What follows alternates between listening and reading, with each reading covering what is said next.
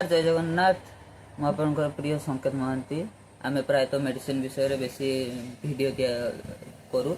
आज आम जाना आस्टाकाइन डीएक्स सिरप विषय में। आस्टाकाइन डीएक्स सिरप आपणकर मुख्यतः आपंकर आखिर पानी बहवा थंडा छिंक काश मेन हूँ यार काश सुखिला काश या भितर थाए आप डेक्स्ट्रोमेथासोन फेनिफेरिन और क्लोरम्फेनिरामाइन।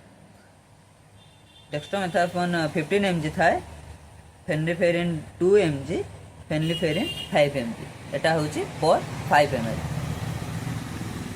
को माने याकू व्यवहार करें। आस्ट्राकाइन सिरप आप 12 वर्ष ऊर्ध्व अनवर्ड आपरे अधिका जोर काश होते 10 ml लेखा दिन को 3 टाइम दे पारे डॉक्टर परामर्श अनुजाई।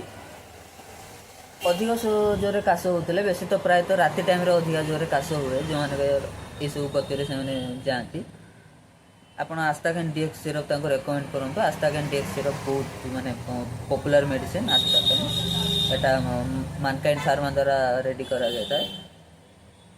बेसी प्राइस नुहे 102 अच्छी एमआरपी बेसी प्राइस भी नहीं आराम से आप यूज करेंगे किसी असुविधा जीवा पूर्व प्लीज अकाउंट को सब्सक्राइब करूँ बेल आइकन दबातु।